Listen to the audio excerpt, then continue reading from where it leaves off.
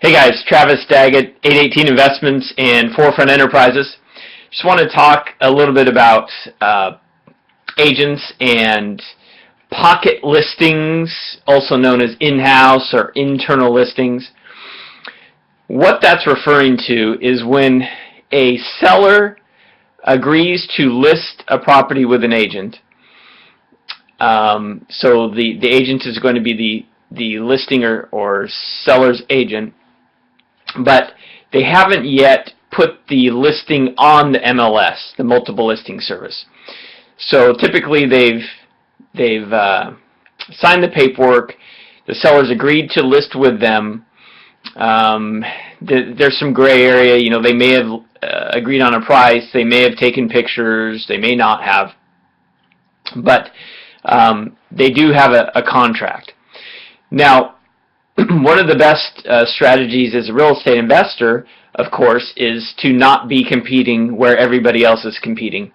And we always want an exclusive on a deal. We want the first right of refusal on any property.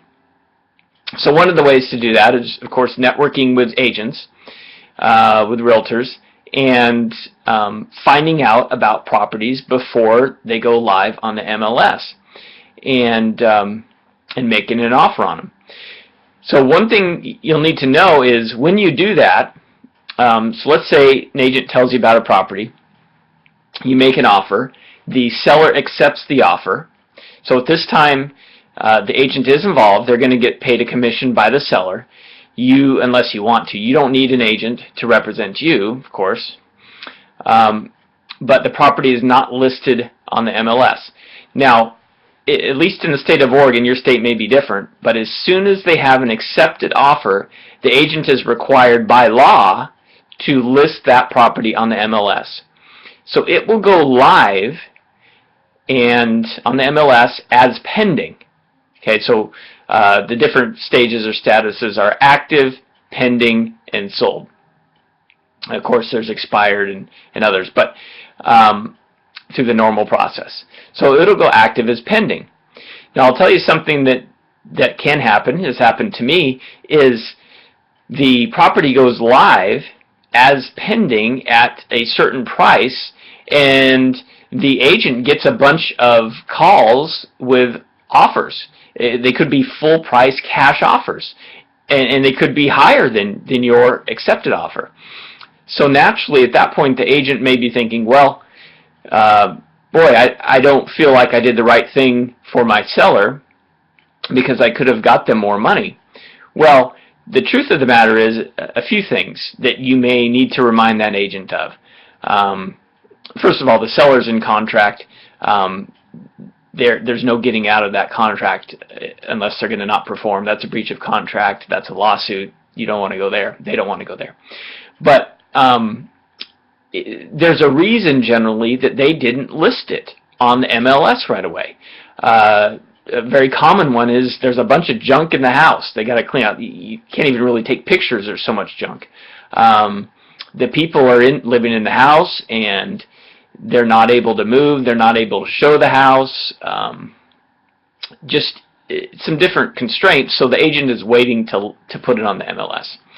So when you as an investor make a cash offer, you're explaining to them the difference between your cash offer and an offer when it's listed on the MLS, and how the advantages to them of taking your cash offer now instead of getting maybe a certain amount later. Again, especially if the property is distressed, if the seller's distressed, if the mortgage is distressed particularly, because in the case of a distressed mortgage, every month that goes by, the amount owed, therefore the proceeds to the seller, goes down. And you're talking interest, late fees, penalties, attorney's fees, which could be $5,000. Just a one-time part of it could be $5,000, again in Oregon, just if the lender decides to file a notice of default or a lis pendens to start the foreclosure process.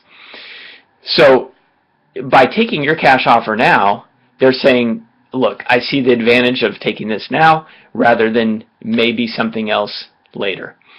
an as-is offer with no contingencies, no inspection, doesn't have to be insurable. So in a case where you get the property gets several cash offers right away, full price, that tells you, if you paid less than that, got it tied up, that you got a deal.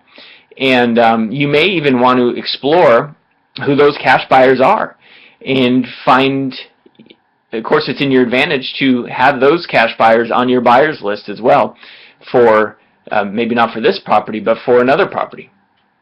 So that's just another reason it makes sense to network and build relationships with agents so that you can find those cash buyers.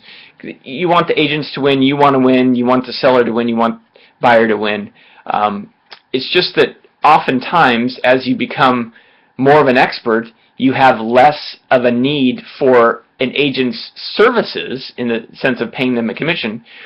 You'll still have an or a need for them as a referral source or a lead source, and you can pay them a referral fee, and should. But it's not like you're going to necessarily need them to represent you to buy a property or even sell, although you may want them to list it for you if it's a retail type of property.